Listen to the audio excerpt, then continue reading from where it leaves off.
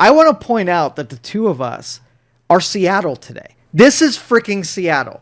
We're Seattle? We're totally Seattle. You've got the plaid. What is that? What is that shirt? Flannel. Flannel. You've got flannel plaid. Yeah. Right? Talking these hippy dippy topics with me. I've got, when it's 72 degrees in here, a sweatshirt and a stocking cap. Yeah. Right? Like a little beanie so stocking cap. What is your reason for being and presenting the way that you are? What caused you to pick the flannel today? Well, I knew that it was going to be not as cold as it has been, but still chilly. And I went to wear a sweater, and my brain said, I feel like you wear that sweater all the time. Wear something else. And I said, okay, well, here's a soft shirt. It's comfortable, and it's warm, and it's not the sweater that I wear all the time. It's different. And so I put it on. Okay. And you are now Miss Seattle. Why? Because the grunge scene. The grunge scene was all about lowering. This is very 90s grunge. Yes. That's what I'm saying. Like, not only did you do it, but you have Beanie Wearing Joe out of Element. Oh, my God. We are so cool today. We are. All I need to do is get... I almost wore my bib suspenders today, and I didn't because I was like, maybe we've not had enough time go by since I've worn those. Let's put those off another day. But had I worn the bib suspenders, unhooked one, and put my flannel around my waist, we are the coolest people on this planet, and really humanity would benefit from just starting to listen to us. There would be thousands of people that would then look at you and start wearing your fashion statement from now until the time. We would restart the 90s grunge movement. We totally could. I feel like it has sort of started. So you did not mention my hat wearing at all, right? I did. When I walked in, my brain went... I don't believe I've ever seen Joe wear a hat like that. But you didn't mention it. Were you being Well, I polite? did say you have a Groundhog's Day hat on when we were talking about holidays. Right?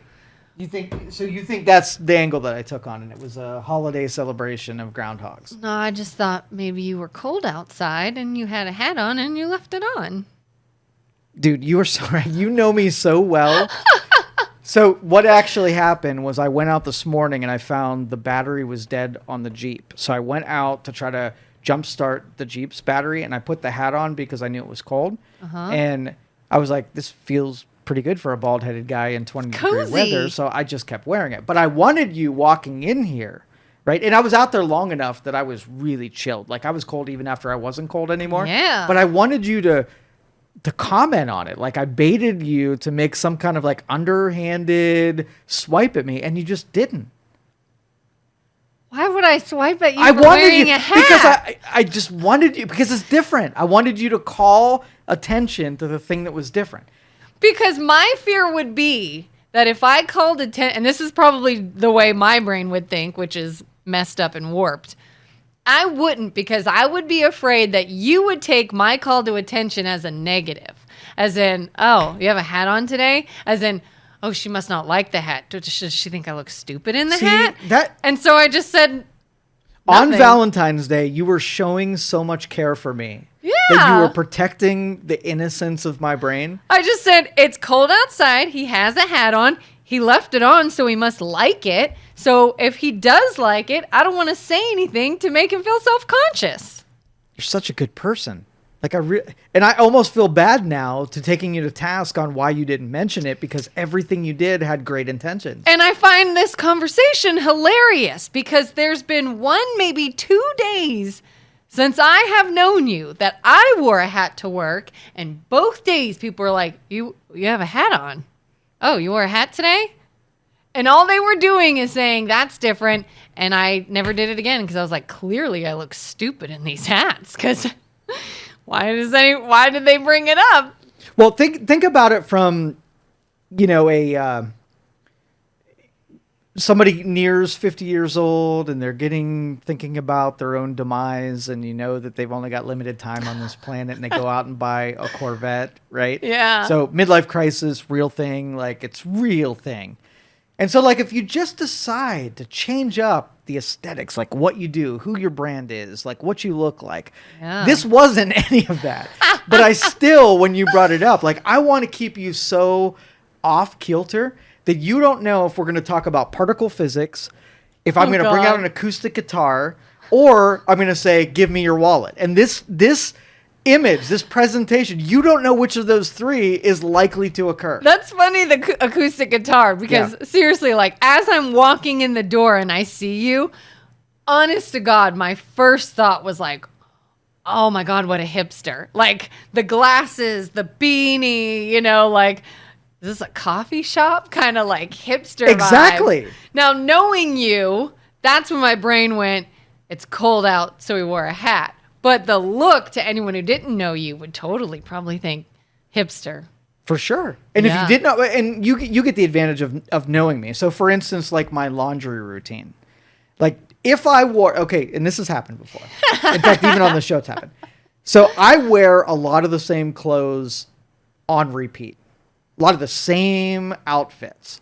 I think most people do. Do you think it's because where it came out of the laundry machine, or that I went and said, what would look good today? Which do you think of those two things? I think you were like, oh, load's done. 100%. Yeah. Like, I wake up at 4:30 every morning. Ew! And I pick out on purpose? On purpose. I pick out my clothes based on what is on top, right, to wear for that day. So if I wear the same thing, all it means is that it made it through the laundry and back on top because the mechanism of my choosing is what's on top. It's dark. I don't even know. I can't even believe we're talking about this because these very thoughts went through my head this morning. Yes. Absolutely. Yeah. There was a different sweater before when I was trying to find something to wear. I had in mind a different sweater. I went into the laundry room to get it. It's not in there. And I went, oh, it's still in my hamper. Well, then it was really recent since I wore it. But the whole time I'm like, well, when's the last time I wore this? How long has it been? Well, it went through a wash cycle. It's fine. Even if I just wore it last week, but it just got washed, I want to put it on. And then I went, but it was only a few days ago you wore that. And then I think, who is tracking this? Who cares? But all the same thoughts went through my head. But because I'm not as logical as you, I do put in the little, well, it would make sense. This was just washed. It's fresh laundry. It's warm. It's cold out. Put it on. But then I'm like, but when did I wear it last? And so, okay, let's just say this sweatshirt I wore 2 days in a row. Okay? Mm-hmm. And you noticed that I wore the sweatshirt 2 days in a row. And you mentioned that I wore the sweatshirt 2 days in a row. What utility is pointing that out? So let's change it. Let's change it because I think you're going to give me a different answer. So we go to a charity event. Okay. And you pick out a red dress, black shoes, and a nice necklace. Okay. 2 months later, I invite you to another charity event, and you pick out red dress, black shoes, necklace. It's the exact same thing that you wore to the last charity event. Now, do you think if I point it out and say, didn't you just wear that to the last charity event? It's a month different, like month plus different. Do you think there's a faux pas or something? Like what utility that you've been given that says you have to wear a different dress to the next charity, even if there's enough, like if I wore this 2 days later, your concern might be that I didn't wash it and smelly and whatever. A month later, the red dress would definitely have had enough time to make it through the laundry system. Yeah. So what would be the concern over you wearing something from a utility standpoint that I would have concerns about? Because I instantly got uncomfortable. Why, though? That's a good question. I instantly was like, it's one thing if your everyday life is rotating outfits, but a major event where you're dressed up. But you obviously, on a daily basis, weigh things that you've worn before. So what is the utility on making things new? What are you trying to communicate to me by not wearing the same sweatshirt every other day? That you have more sweatshirts, that they are clean, that what about it? I don't know. I guess deep down, one reason I feel like people people always want to justify maybe that it's clean. Okay. You know, like I know I just wore this, but then I washed it and I'm wearing it again. It is clean. I'm giving That's that like a little bit. I'm giving that the fringe. That is not the normal. That's not because we're going to use the biggest dress reason, though. thing. That if you were already pictured, photographed, remembered in a certain dress, that would be key. Okay, that keep would going. make it Dig or in. break it. Dig it. Yeah, because if it were no pictures in sight and I'm seeing different people, by all means, I'll wear it again. Okay, so the utility. Tell me about what's different. Like if I went to the same benefit and I wore the same thing every time, what would be the benefit of me wearing a different thing the second time that I went to the benefit, or if I was photographed? What would I be conveying to people by having more than one suit that I wore there so that I can't afford more than one suit? I want to hide myself from the fact that I'm wealthy enough to have one more suit or one red dress. Because it wouldn't. The fringe is that you don't have anything else and you put that out of the laundry basket and you wore it a second time and you can't even do laundry. The second would be you have tons of this resource and you're so wealthy that you can wear a different dress on a different day and never would you be caught wearing the dress twice, especially when you're photographed. Yeah. You know what's weird? When I like, God, I really try to picture myself in the situation and why would it bother me? And if I saw someone wearing the same outfit, if I was taking it all aback, why? It's almost like fear of looking like you don't have the ability to, I guess find another presentation. Like you found one thing that worked and that's your comfort zone and you look maybe uncomfortable or insecure or... From who, though? Because guys, I will 100% guarantee if you said, what did I wear at New Year's last time? They would say, I don't fucking know at all. Yeah. So it's even know who is making the judgment. It is fellow women 100% of the time. If you went to an event and you know your best friend was going to wear something and you wanted to wear that thing and you don't care whether or not you show up at the event with the same, would you do it? Or would you be like, no, I can't wear the same outfit that my friend is wearing? To be honest? Yes. It would depend on how good she looked and how good I looked. If she looks better, then I don't want to wear it. But going back to an earlier part of this segment, is that we do things that make us feel good. So even if we happen to overlap with somebody else wearing that same dress, if it makes you feel good, what does the outwardly pressures have anything to do with the decisions we make? If I like this sweatshirt and I know it's clean and I want to wear it again, I don't really give two shits about who feels about that I had 3 days of recordings having the same clean sweatshirt that I like, because I did that for me. F you and how you feel about it. And if every photograph of me is in this sweatshirt, I don't give two shits. Did somebody say this to you? What? Did somebody call out something you wear recently? No. Oh, I was just curious. No, not at all. Because I think about this, because we record and we're on the internet. And so I will now, if I go to wear something and it's a day we're recording, I have to consider think, whether or not you've worn that before in a recording. And I know, my gosh, did I already wear this recently? But this is congruent with the earlier topic of what we do and the decisions we make with how we're going to be judged by the pressures.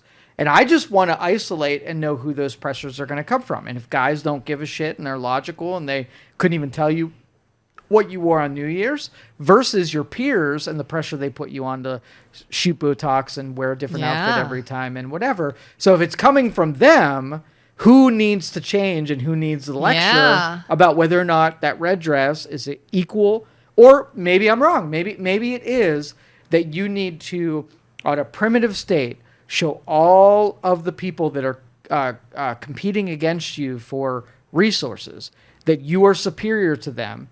And your red dress and your black dress the next time and your white dress the next time means that you are so wealthy, you can wear a different dress every day of the week. And if you can't do that and you have to contemplate that, then you're not as wealthy as me and that I am superior to you. And it's interesting, too, that you mentioned earlier about I could be someone that sort of pushes back on that and tries to sort of quell that. There was a time recently that it was a day we don't typically record, and we were going to record. And remember, I had said, whoa, I went to the dentist today, so I didn't have much makeup on. I didn't do anything with my hair. I don't look good today.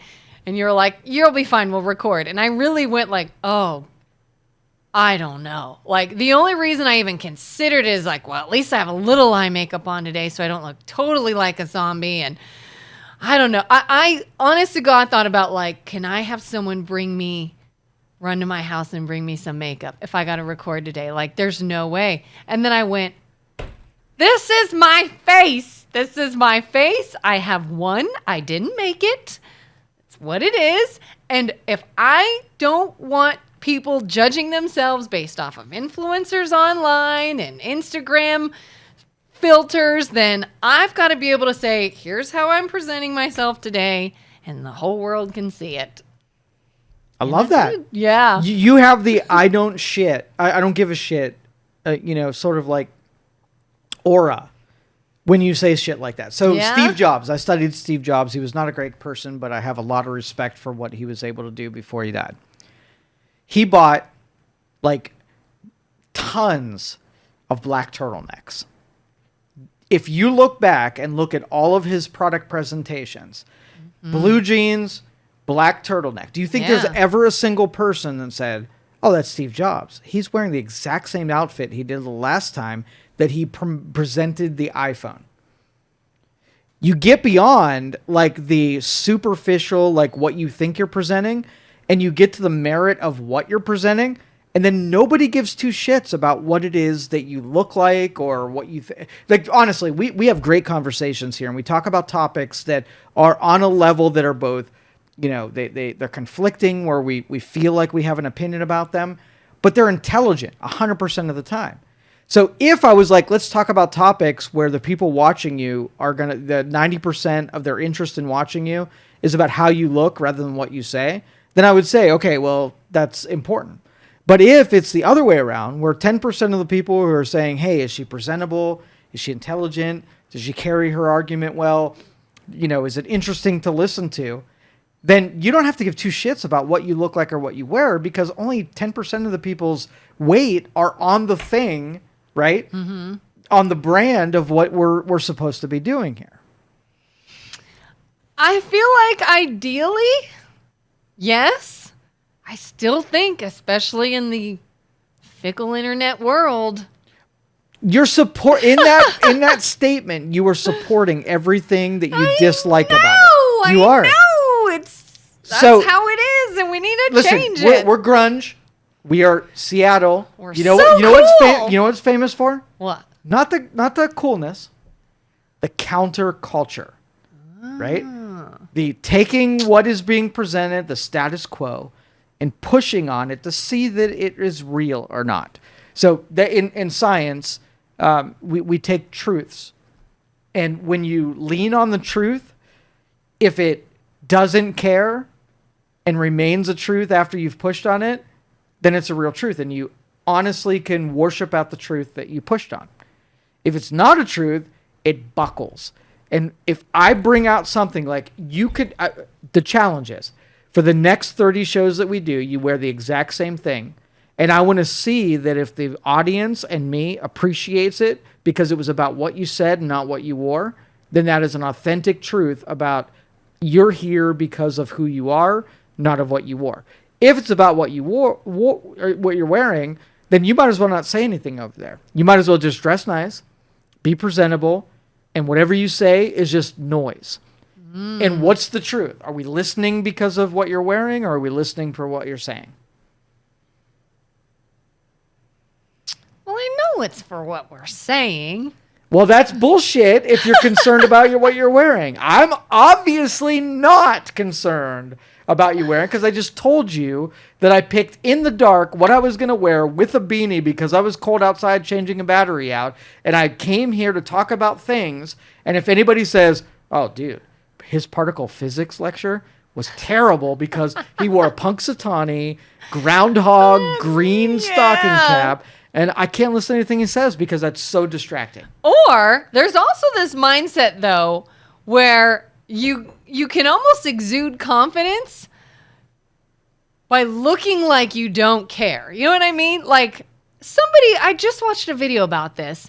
I've always heard that guys like girls in hats. And no, it wasn't hats, but hats is the same thing.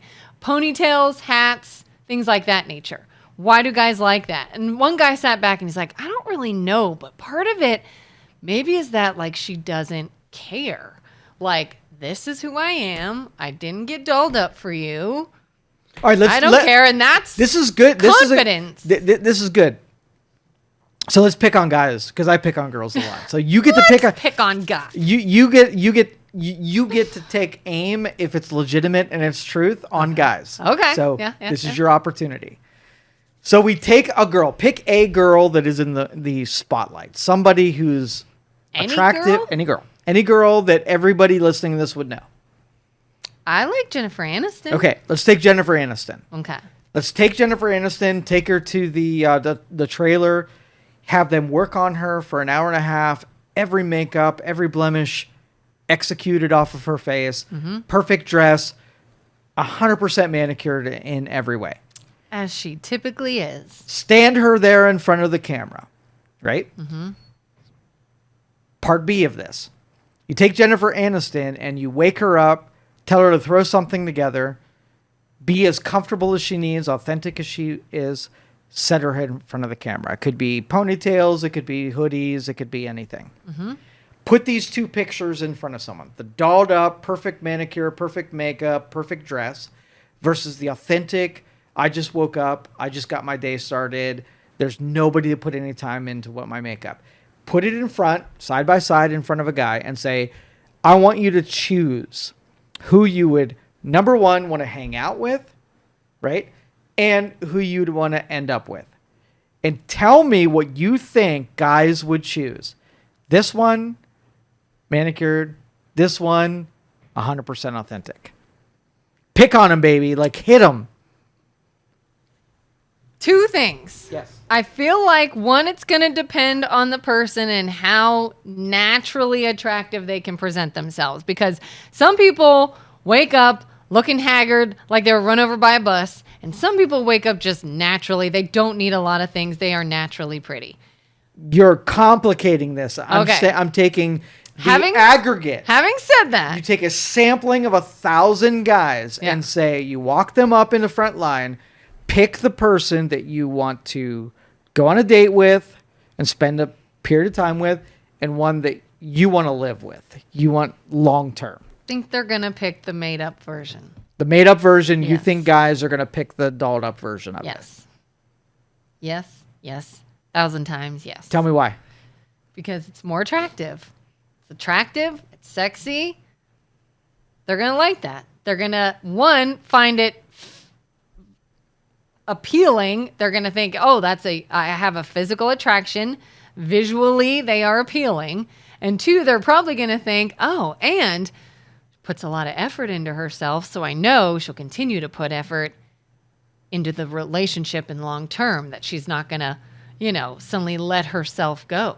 Maybe she'll look like that forever, and I'll be a very lucky man. I'm going to disagree on 50% of the terms. Okay. First of all, you got to admit, there are men out there that will probably feel that way. Your insecurities are populating that statement. Nope, I know. Being judged. I have a story. I know somebody who would have thought that way. That's one person. Okay. Well, on the aggregate, let me tell you what men are going to choose. Okay. When they're looking at the short term, who they want to date, who they want to have a one date with, Jennifer Aniston manicured up is going to be 100% because the fantasy is in that moment. Who they want to spend every day with.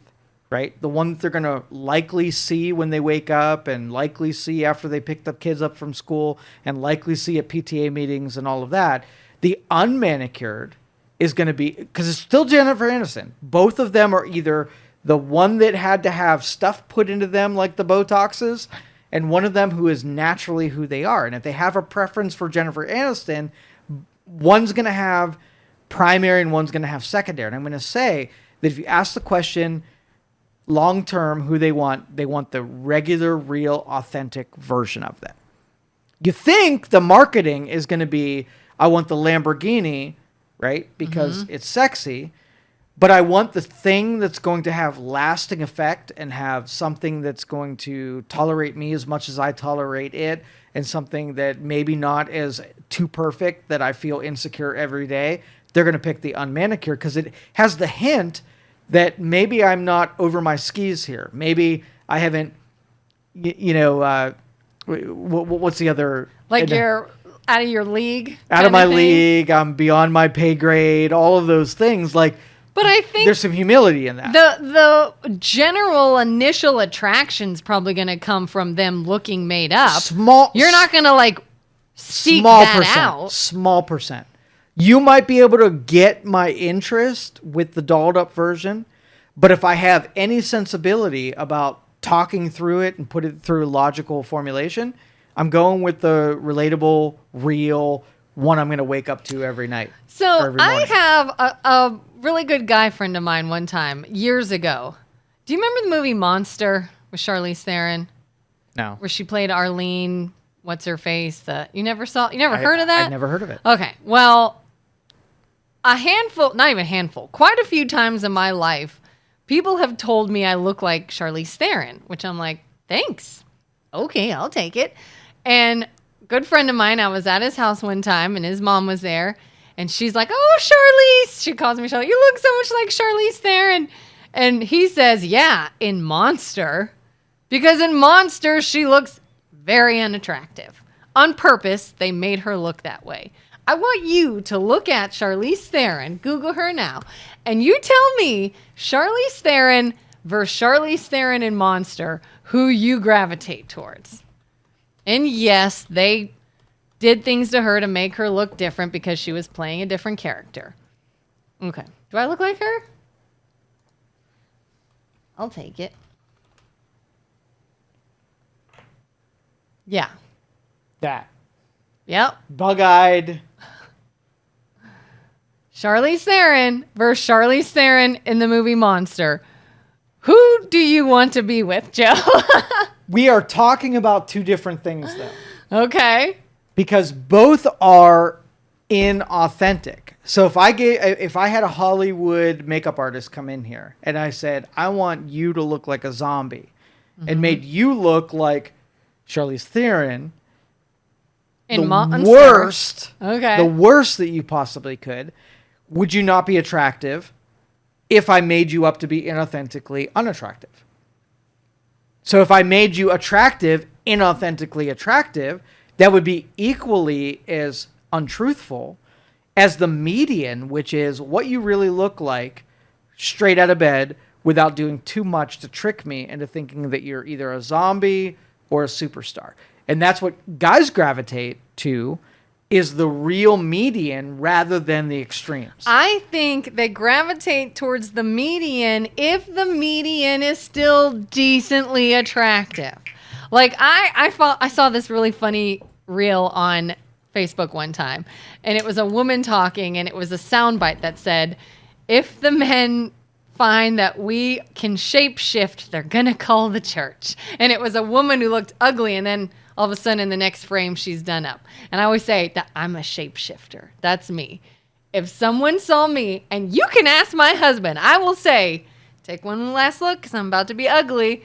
If I have like no makeup on, air dried hair, meaning I washed it and I didn't touch it, I let the air dry it, I'm not even the same person. And I bet you he would agree.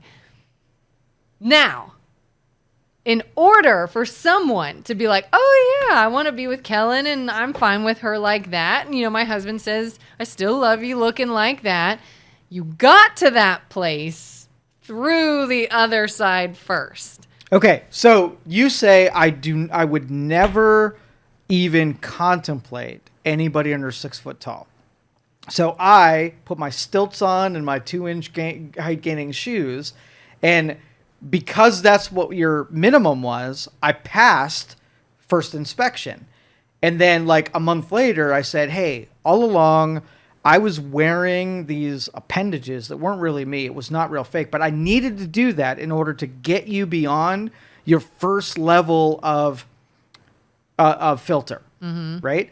How would you feel if that wasn't really me and I really wasn't 6 foot, but I needed to overcome the 6 foot thing, but it wasn't real? Like, oh, and then you like my personality and my Then, humor. right, but you would have and never taken my personality into account because the height thing was more important than you than the personality or what I was willing to do. So as a human being, if you have to overcome your first filter, if I trick you into getting through your first filter. So, I like blondes and you're not blonde. And so I'm not even going to talk to you. But you're like, no, dude, my personality is great. And I have a lot of value to add. But I'm like, first level of filtering out is totally, you're a redhead. And I don't like redheads. So I'm sorry. I never get exposure to you because of my first filter. So if you dolled up means that you got to be attractive inauthentically in order to get beyond my first filter. Is that you, where you know the rule set? Or is it me who is being bought into something that may or may not be true? Just like my height advantage that's not real, but allowed me into a smaller circle with you that then allowed me to get used to you. Would you feel, if I catfish the shit out of you, would you feel betrayed? Is really the real question. Yeah. So you dolling up is catfishing, letting you, distancing yourself from your natural aesthetics to get me to the point where I can get to know you.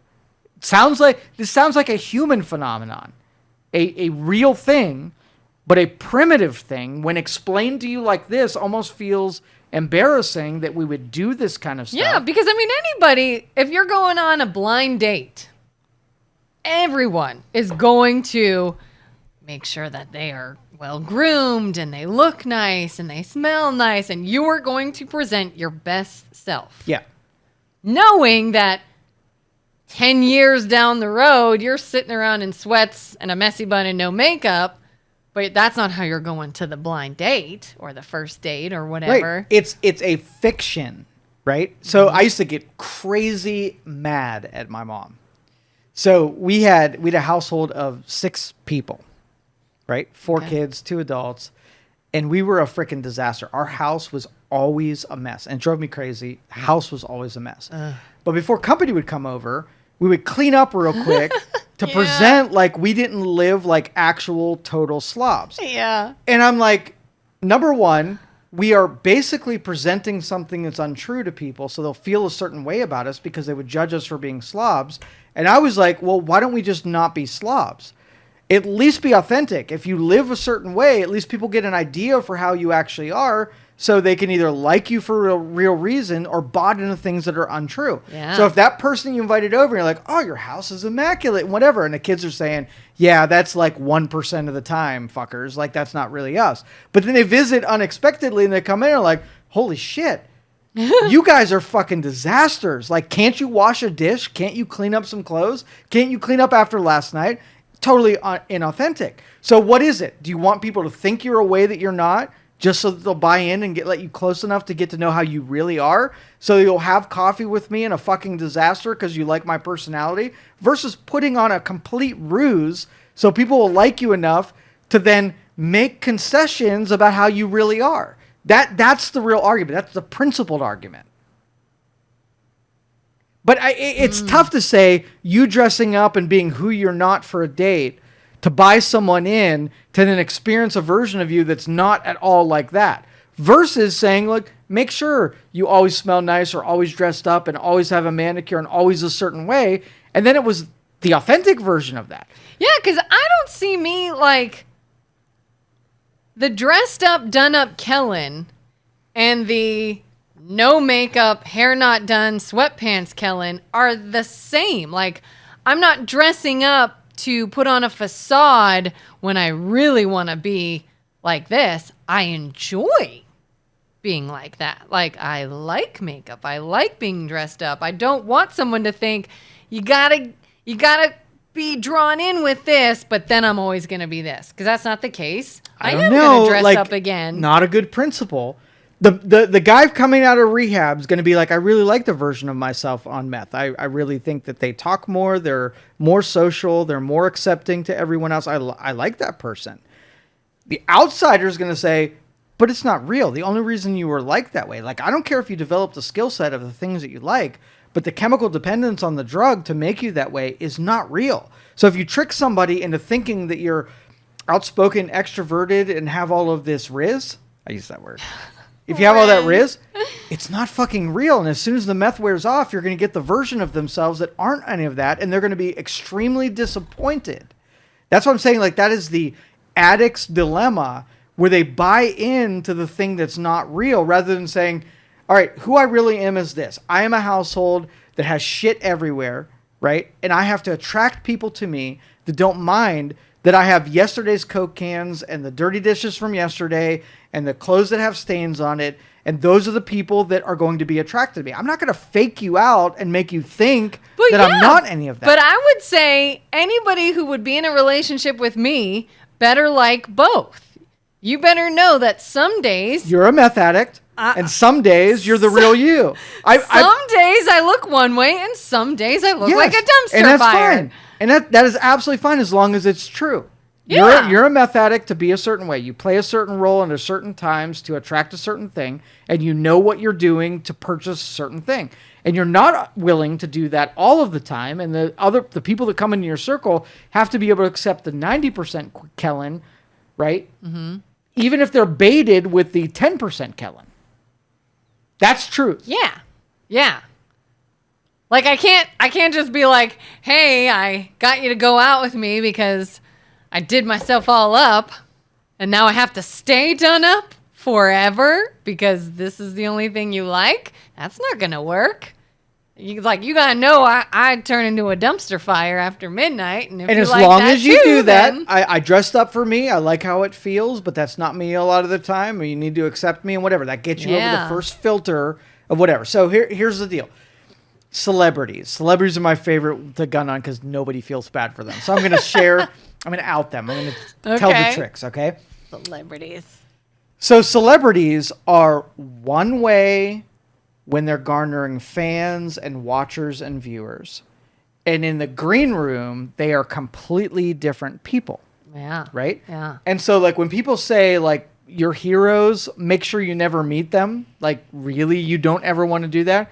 Because what you thought of them and why you like them and why you bought their things is a completely different person than real. Yeah. So you take the Adam Sandlers and the Nicolas Cage and the people who they take a double take and say, oh my God, like, he was the same way at the autograph signing that he was in the green room. He's got the same sense of humor. He says the same types of things. He didn't hide anything. He didn't dress himself up for the cameras to be likable.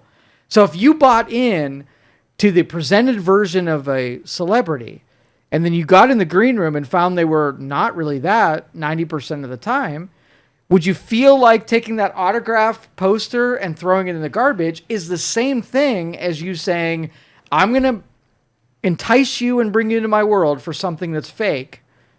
Clean house, no dirty dishes, unstained things. But when I really get there, I'm going to have cigarette burns, messy house, stained clothes, unwashed dishes. And it's up to that person to write the distance between what you presented that was inauthentic and the reality of how you live 90% of your life. That's more on the person who was faking people out with the celebrity image than the person who then is blindsided by they got totally faked out by the first date, smelling good, looking good, being good. Yeah. I mean, you even have sort of that debate when it comes into, like, living together before marriage. Some people are like, you don't live together before marriage. I was raised with, you don't buy a car without taking it for a test drive. Like, how do you know they never refill the toilet paper roll, or they're always leaving their dirty socks on the floor, or they're whatever?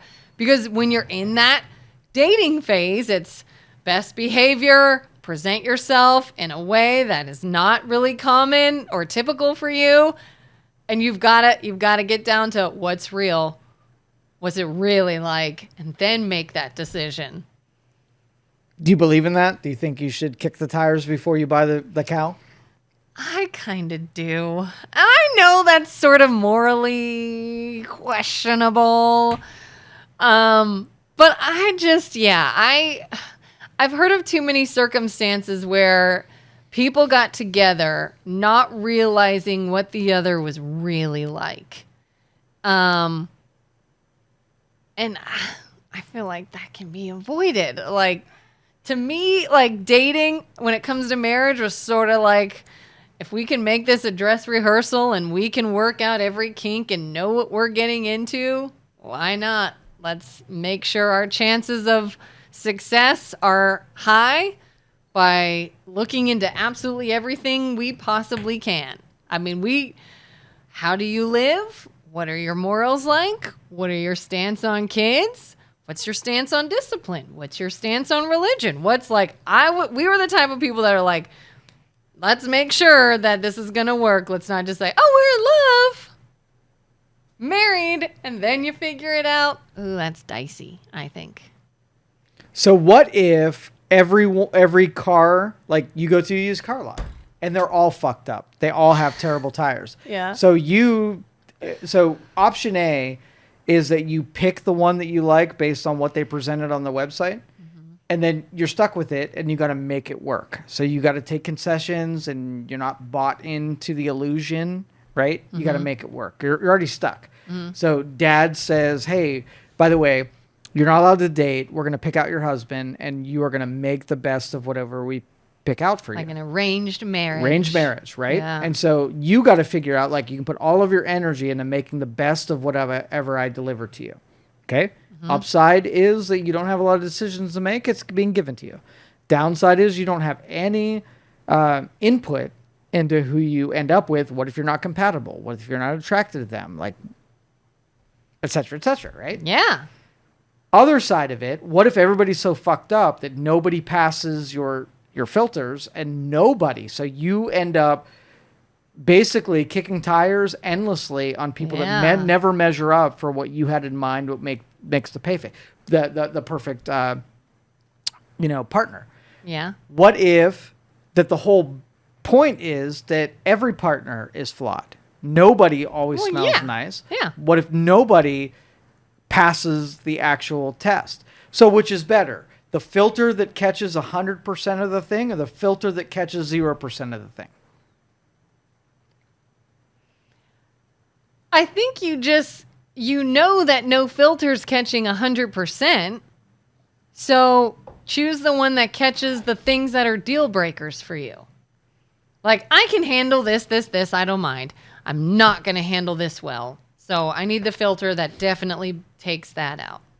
Everything else, all right, not a deal breaker. So pretty much in the middle, over it. Yeah. Right? All the benefits of something that the arranged marriage would, which is the deciding part, and all of the things is the input side, where you'd have to make concessions on an irregular, off-putting, not imperfect person in your relationship, right in the middle.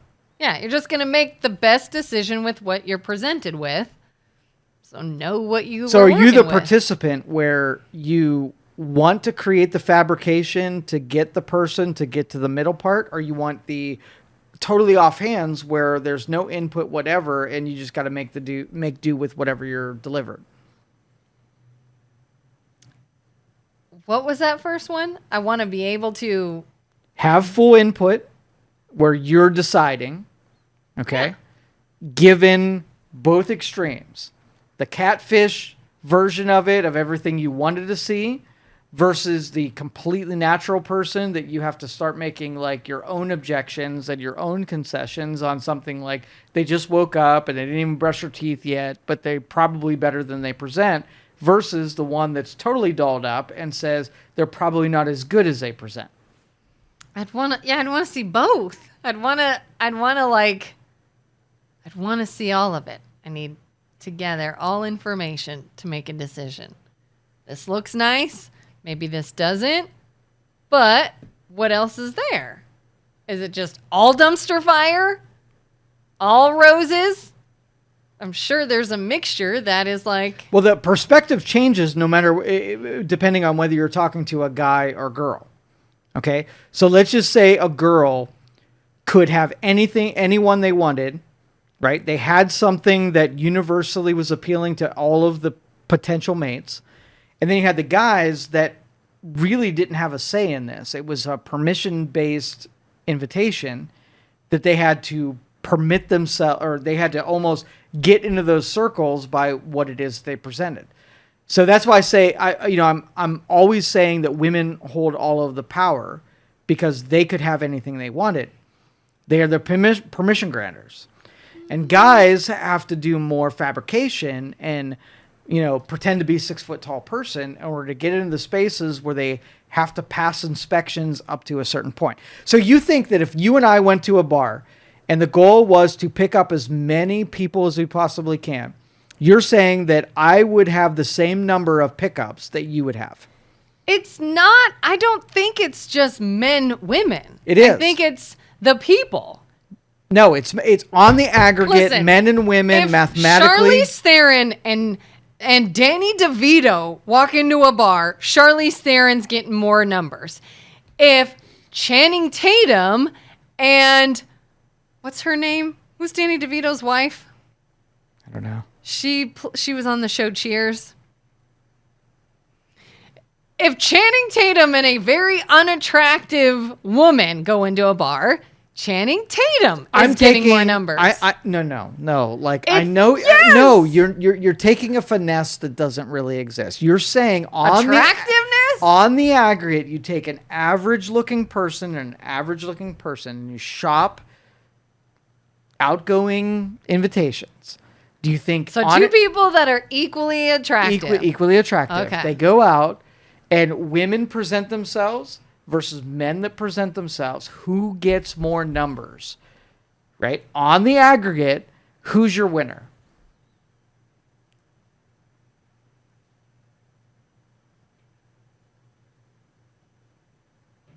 Be And honest. they're equally attractive. Equally attractive.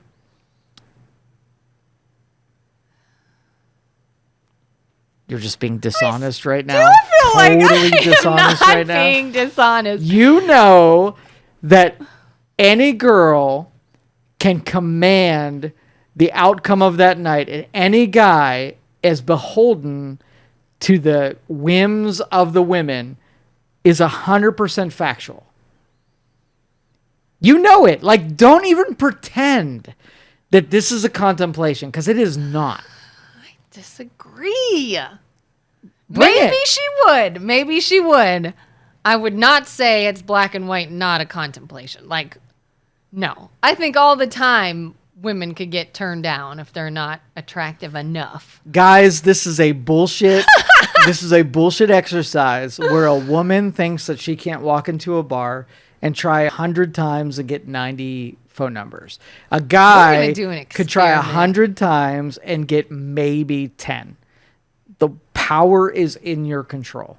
You know it, and you're just afraid to say that women hold all of the power in what happens. You're afraid. It's all right to be afraid. I don't know if they hold all of the power. They hold all of the power. Don't use the exceptions. You hold all of the power. How many girls, and let's just say it's all of them, every girl has had the experience in her life at least once, if not multiple times, of dealing with some guy that she is chasing or pursuing who's just not there. I told you not to do this. This is the unicorn pursuit. So here's the deal. If I go after Blake Lively, my percentage of success is almost nothing because of who I chose. I'm talking the random 100 people that are there. So basically, we're okay. Yes. We're assuming that two people go into the bar and everyone in the bar is on an equal playing field. Everybody in Every this single scenario. person. All right, then maybe girls would get it. 100. Dude, like, you're in denial if you think that the girls wouldn't have a more filled black book than the guys would. You're in denial. All right. If the girls would go after the unicorns, that says something about the math that they know they could go after the unicorns. So then let's just say the unicorns.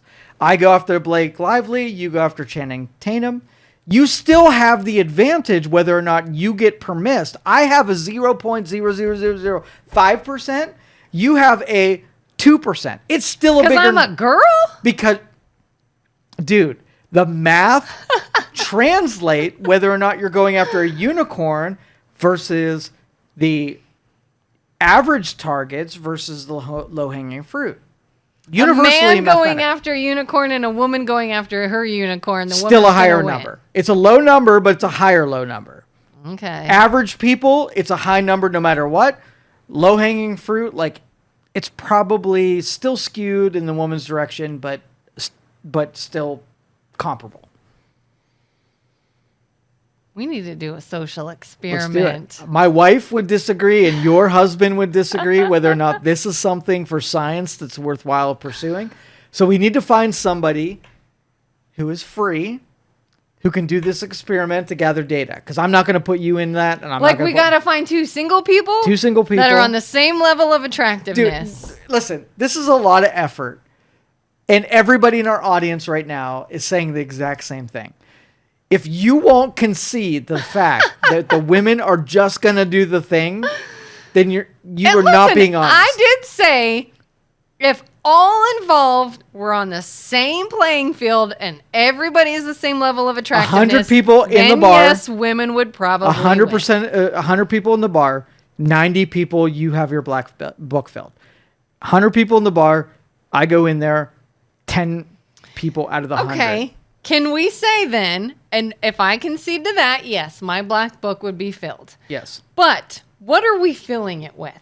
Am I going to have a bunch of guys that are like, yeah, I'll sleep with her once and never call her again? And you're going to have a book filled of women who are honestly interested in you and a relationship? Probably. But it doesn't matter. That is. Yeah, it does. It does not. Oh my gosh. It does not. Mathematically, it doesn't matter. I get a book filled of idiots, and you get a book filled of serious potential suitors, and I somehow win in this? I didn't say that you would win, that it's a more valuable black book at all. Okay. Okay? Because really all that happened was that my list was filtered out by real cultural filters, and your black book was basically open. You know you call the shots, and you can make command of any guy that's in that bar. So you would have to do 90% of your own filtering. Just my aesthetics, right? So think about it. Like anybody who wanted 6 foot tall guys or better would be filtered out of my list. But they're probably douchebaggery, right? And the people who really wouldn't care about me and my emotions and how I was anyway. So it was a self-filter. So I might have an easier task because the people self-filtered them out, right? And I have a better value in who ended up in my black book. But volume-wise, you would get more numbers, but it would then be incumbent on you to then find true, right? So if you had 20 dates and 90% of them were bad, right? Because anybody would say yes to you and anybody would put their number in your black book. But out of those same deals, I only had 10. So maybe 50% of my 10 were douchebags. Well, it was just the filter that benefited me. And I got down to a fewer number so I could spend more time on the 5 that were actually, willing to put their number in my black book. So maybe there were some in the filtered out version that were legitimate that I totally missed out on, but I got to focus on a smaller number to find out somebody who was more compatible. You got freaking 90 of them to deal with. You better have a good way of getting rid of some of those because you got sheer number over my diluted number. Yeah, again, saying it's almost better for men because you know what you're getting is authentic, and women get served a shitstorm of crap that we gotta sift through. But what do you invest in? Do you invest in the sheer number, or do you invest in the filtered out 5? Is it volume that benefits you? All right, let's pause this discussion real quick. Okay. All right. I want to change it to a more scientific level. All right. R species versus K species. R versus K. Yeah. Have you ever heard of any of this? No. Okay.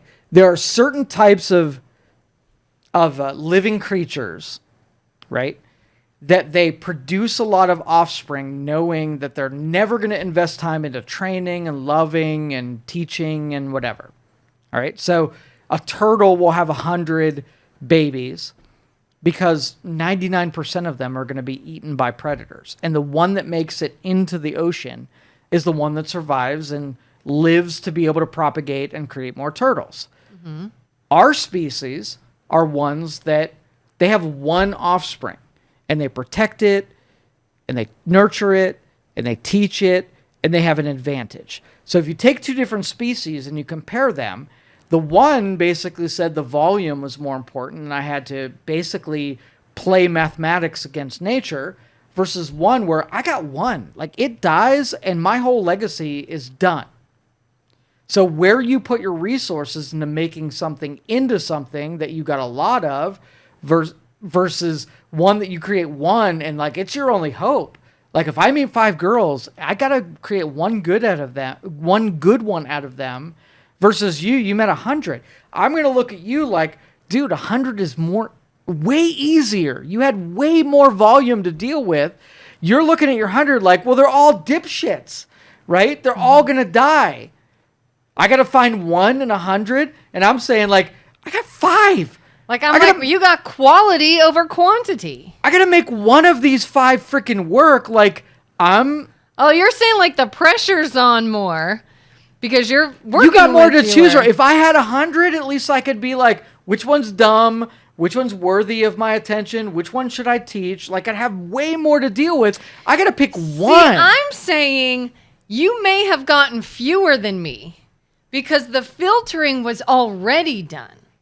You have 5 good qualified options. Maybe. I got a ton that may all be shit. There was no filter qualifications with mine, but probably with yours. But here's the difference. Women, and I say this because you have all the power, can choose either one. You could... I could stop it. Put on the mask, wear a ponytail, have no makeup, and go into a bar and go get you 5 people who will respect you for the same R species that you are. But if you play that card and you attract the 100... you can't complain. It's easier. You get more volume. It feels better. But now you can't complain about having to filter out 95% of them. You can look at me, the 5'5" person who has to overwhelm people with my intelligence and my ability to get my 5. And then I get far fewer than you to be able to whittle down and make into the perfect candidate. So who's the asshole is what it comes down to. If you use your skill set, you can't complain about what your skill set purchases, right? Yeah. I can't have my mom clean up the house before company comes over and then complain about how everybody judges them when they find out who they really are, when that's what they did to get the volume that was better than the volume that I could create, which I left my house a mess. And the only people that came through my door, the people who would be like, fuck you and your messy house, I'm out of here, who filtered themselves out, to the 5 people who would value me for who I am rather than the house that I kept and presented. You can't complain about me and I can't complain about you. You got volume and you got to whittle it down. I got some filtered out people and if 5 of those people are shit, I got to go out and get a new 5. I can't complain about that because I filtered them out based on who I am. That's the reality of it. Yeah, I still want to do a social experiment. It would be interesting to see. Our spouses are not on board. I am Mine might be if I say, here's the experiment. I go out in my natural dumpster fire state. And see how many numbers I can collect. I am taking... My husband would be like, go ahead. No, I am taking his positions. I'm taking his position. And there's all upside for you and 0 upside for him. And there's all downside. Like, I'll admit, like, if I did myself up to, like, I knew that I did a good job on my makeup, my hair, my outfit looks great, and I'm going out. All right, hubby, you better be concerned. I feel like I'm going to do a good job. Unless I happen to go somewhere with a bunch of men who aren't single, then I might be screwed. But But Smart ones, you mean? Smart guys. Yes. If I said I'm gonna throw on my sweats, I'm gonna take all makeup off, I'm gonna wash my hair and let it air dry, he'll be like, have fun. No, he Don't and I are come having a back crying. conversation. He says, don't come back crying. Because really the only scenario is that you go out there and you're completely unsuccessful. And I'm going to tell him that there's zero chance that she's going to go out there and be unsuccessful as the dumpster fire. Because guys are different than girls. And guys will take the ponytailed dumpster fire. Ponytail is not dumpster fire. Whatever it is. Whatever your version of the... This gets way worse. You're the one that said ponytail as being something that meant I don't care. I'm just going to cut my hair. Yeah, I don't care what you think Right. kind of thing. Yeah. Guys, percentage-wise, you're still going to have a bigger number than me. So mine's 5, 100 guys. 90% of them are like, I'm out. She didn't even go and get a pedicure. Like, what the hell? She didn't even wear a pretty dress. But you're still dealing with 10 guys, right, who will take you home with them. And when I talk to your husband and say, yes, your theory is good, where most of the guys are going to be filtered out by the ponytail and non-makeup. Not ponytail, air-dried hair. Air-dry hair. Mm-hmm. All right, correct. Air-dried hair is There's still way 10 worse. guys who would take that home. Are you still okay with being her taken home by the 10 guys who are now willing to do it? Versus, I say, honey, I'm going to go out as a 5'5" person who's wearing the same thing that he did yesterday and try to get numbers, and it's going to be 5. And she's going to be like, absolutely fucking not. Because any one of those 5 could be something that competes with what we have. You go out however you want.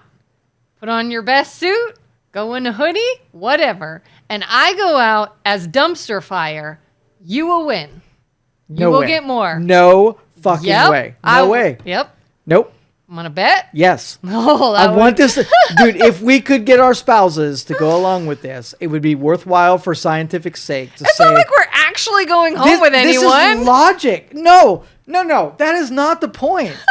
That is mathematically you We're just win. going out to play with people's emotions. Mathematically, you win this competition no matter what you do. You could look like Charlize Theron in a zombie movie. In Monster. Where she has part of her intestines protruding out of her body, and she gets more numbers than me, who's a 5'5" hoodie wearing, glasses and beanie adorned person. I disagree. 100%. No. Every that's guy not is true. saying he's fucking right, and every girl is supporting you and If saying you you're go right. out in any way, shape, or form, and you carry yourself, you have confidence, and you're like, I'm going to talk to you, and you've got Don't all give me your a skill wrist. set. No, do not give me an advantage. That matters. No. That matters. It is the equal. only reason if I go out as dumpster fire that I'm getting a number is if I wow them with my personality. No fucking way. Yes. No way. No. You're saying looks alone. No, it has to be equal. Looks, character, charisma, confidence, all has to be equal. So I can't go out there and say, hey, honey, I know the periodic table, right? And wow somebody who might be like, that's hot to me, right? It's 100%. Just based on what you see, I can't wow you over with any of my influences. Do I get your number? But if my dumpster fire looks worse than yours, how? that's not equal. What do you mean? Listen, me on my best day is you at your dumpster fire any day of the week. It's 100% not true. It is true. Tell me how it's not true. You got to win me over because I do not believe. My husband would tell you that's not true. No. He's using comparison. He knows what you look like dolled up to your best. These people do not know. Yeah. They are only taking their lives comparison of what they're used to. I walk into a bar as dumpster fire, and you walk into a bar, I look more dumpster fire. All right, so you take the guy that plays video games in his mom's basement that ate Cheetos about 37 seconds ago, and he goes to the bar to have a couple of drinks, to oogle the women who come in there that get dolled up. That is the guy. That is your standard. That's who I would get as a dumpster fire? That is one of the plus ones in your black book that you could basically score against me. I could get that one because they're desperate. So I would just find more desperate ones. That is the normal. You're That's the normal guy? the sample size is skewed. You think the people who are pursuing you are much greater than what you actually believe. What? The sample size is... I said that wrong. The think you said it sample backwards. side is not as great as you believe. Who do you think is going to the bar that is looking... the band's playing up there. They're there for the band. And they're also going to hit on you as a target for what they came... They didn't come here for you. But they're the average. You think the average is the banker, stockbroker, unicorn. And of those people, I would agree with you. But the normal people who are just average are way below what you think they are. They would just be happy a girl's talking to them? Yeah, that's 100% right. So you have the guy that is married but looking. You have the guy that's Cheetos eating in mom's basement. You have the guy that is really looking for attention of anybody. Like, if I can give him a doorknob, he'd be humping it. That is who your median would be. This makes sense because there's been a couple times I remember my girlfriends and I went out and I could feel like I was looking amazing. Like, man, I really did good tonight. I feel good. I feel like I look good. And like nobody would even bat an eye in my direction. And then I'll go out mediocre. Maybe I got dressed and put makeup on that morning, and 12 hours later, I'm somewhere. I'm not expecting to be doing much, and I'll get hit on. And I'm like, what? What? And to your point, you're probably like, one time I went out, it was Halloween many, many years ago with my girlfriends, and that was one of those where I was like, I have a spray tan. I was dressed very provocatively. I was like, I look good. Nothing. And then I'll go and sit at a bar in like a t-shirt and I'll get hit on. And somebody says, well, if you look too good, now they are intimidated. But really, would you say that's crap? The guy wants the normal looking, who do I want to sit home with kind of girl? Both are right. Okay. Both are right. So if the Cheetos eating basement dweller would look at you and say, way out of my league, I'm not even going to attempt, then you've limited a portion of those, filtered those out by dressing nicely and being that presentable person of. You're unobtainable by that person. So you filtered them out by what your presentation was. So that'd be a skewed result. If you and I went to the bar and I'm like, I'm going to wear the hoodie and the beanie and the glasses and be 5'5" and have vulgar exchanges, right? Yeah. Then I know the playing field of people who would, be willing. 5 people out of 100. If you went out and you could wear any dress you wanted, you can make yourself up any way you wanted and whatever, you know that you would be filtering out certain and you have less than if you were normal, something that was obtainable, right? So why would somebody walk up to a Lamborghini and say, I can't have this. I can't freaking afford it. And you take a car that's not a Lamborghini that costs the same amount, but why would they walk up to that car and think, well, that is obtainable?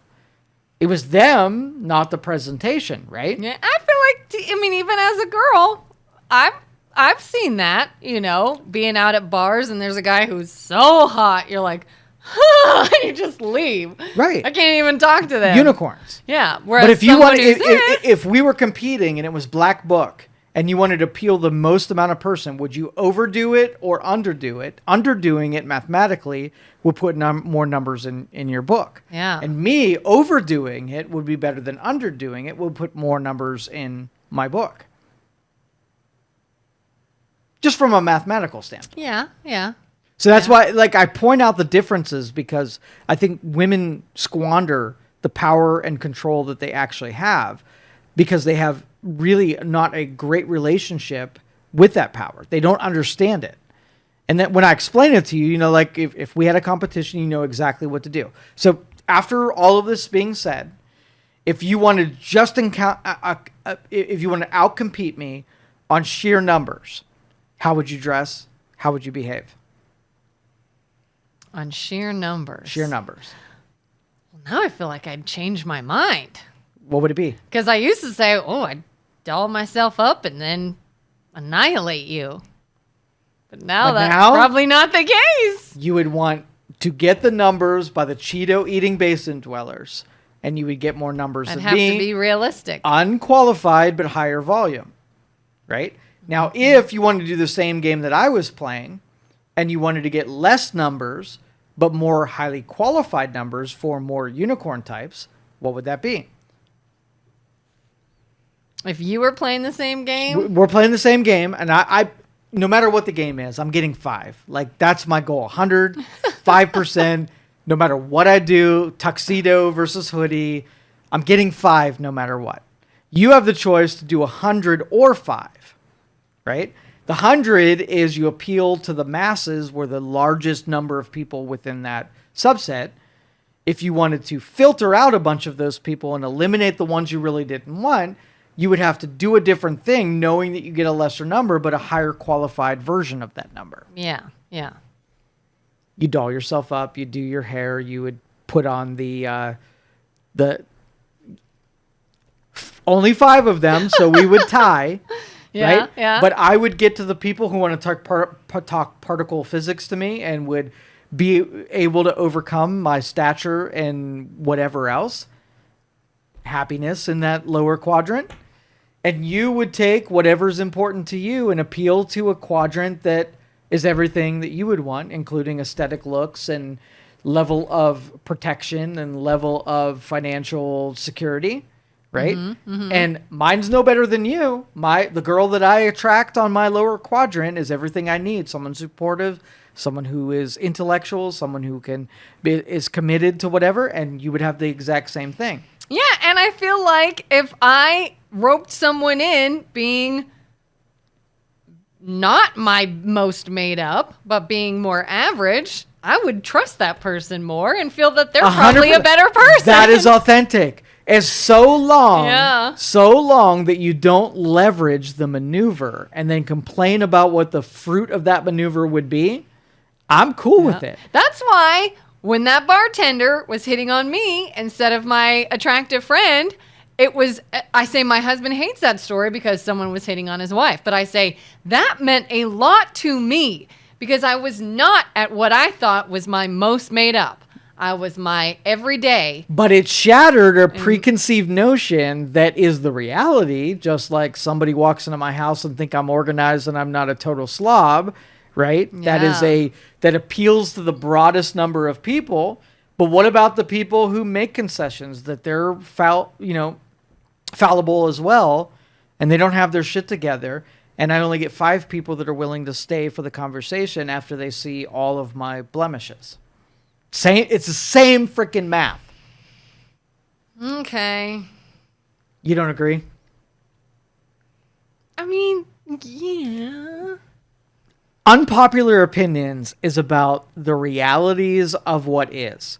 And our goal is to challenge what you think you know about reality versus what is real reality, whether it's politics or human nature or finances or health. Like we're playing a game against what you think versus what is. And so long you have a good relationship about that or with that, that if I deal with 5 girls who will, sort of like tolerate me, then I can convince them and have a thicker, more meaningful, more valuable relationship when I had to forego the 95 girls that didn't want to have anything to do with me because I didn't drive a BMW and I didn't wear a tuxedo and I didn't smell nice and whatever. Like, I get all the repercussions and I get all of the benefits, right?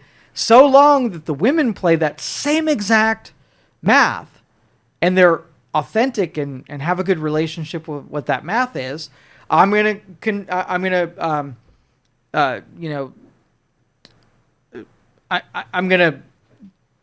why can't I think of the freaking word? Dude. I don't know. But I feel like we're going to have BJ as part of our social experiment. Yeah. We're going to make complain. him go out. Dude, I couldn't think of complain. Complain. I'm going to complain that I got to make the best out of 5 people, right? I'm going to think that's a harder undertaking than the girl who gets 100 numbers and has to make the best out of 100, I'm going to think you have the advantage. And you're going to look at me and think, oh, no, no, no, no. Turtles have 100 kids, but most of them die, versus human beings have one kid that has to make sure that they survive. It's the same math. Quality over quantity. 100%. K-Dog, you ready?